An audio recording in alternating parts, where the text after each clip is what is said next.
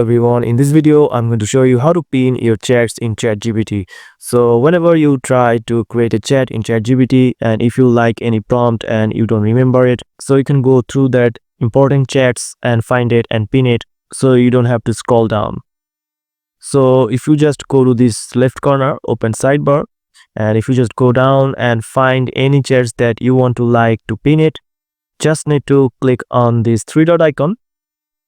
And here, as you can see, there's an option of pin chat. Now if you click on this, and if I go scroll up, as you can see, here's the prompt that I pin here. Now I can definitely, anytime I can click it and try to read it whenever I want. And if you want to unpin it, just click here and you can see there's an option of unpin chat. This is also similar in your mobile application. Just go to this option in the left side corner, top corner, and you'll find all of your chats, and just click on this three dot, and here you'll find the pin chat option to pin your chat. So that's it, guys. This is the video that I want to share with you. This is how you can pin your chat on your ChatGPT. So if you found this video helpful, please subscribe, and thank you for watching.